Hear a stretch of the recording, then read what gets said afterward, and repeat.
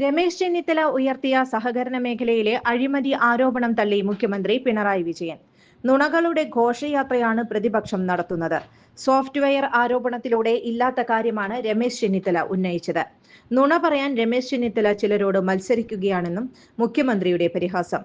നുണകൾ പറയാൻ UDF നേതാക്കൾ മത്സരിക്കുകയാണ്. സർക്കാർ നടപ്പാക്കിയ വികസനങ്ങൾ ജനങ്ങൾ അറിയാതിരിക്കാനാണ് പ്രതിപക്ഷ ശ്രമമെന്ന് മുഖ്യമന്ത്രി പറഞ്ഞു. കനകോലുവിനെ പോലുള്ളവരാണ് ആരോപണങ്ങളുടെ പെരുമഴ ഉണ്ടാക്കാൻ ശ്രമിക്കുന്നത്. ആരോപണങ്ങൾ ഉന്നയിക്കാൻ അവസരമുണ്ടായിരുന്നു. കഴിഞ്ഞ നിയമസഭാ സമ്മേളനത്തിൽ എല്ലാം ഉന്നയിക്കാമായിരുന്നു. ഒരക്ഷരം പ്രതിപക്ഷം സംസാരിച്ചില്ലെന്ന് മുഖ്യമന്ത്രി പറഞ്ഞു. മന്ത്രിമാർക്കെതിരെ ആരോപണം ഉന്നയിച്ചിട്ടില്ല. അവിശ്വാസ പ്രമേയം അവതരിപ്പിക്കാമായിരുന്നല്ലോ എന്ന് മുഖ്യമന്ത്രി ചോദിച്ചു.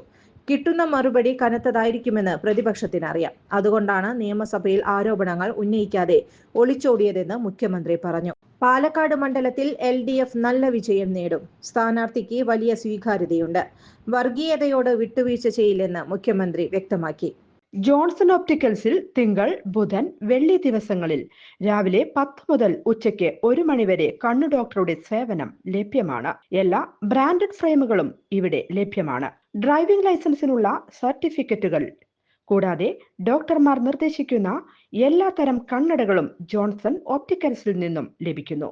ജോൺസൺ കണ്ണട വ്യാപാരം, ഡിവൈൻ ആശുപത്രിക്ക് എതിർവശം, വടക്കാഞ്ചേരി. കൂടുതൽ വാർത്തകൾക്ക് ഞങ്ങളുടെ ചാനൽ സബ്സ്ക്രൈബ് ചെയ്യുക. ഫേസ്ബുക്ക് ഫോളോ അപ്പ് ചെയ്യുക. വാർത്തകൾ വേഗത്തിലറിയാൻ എനി ടൈം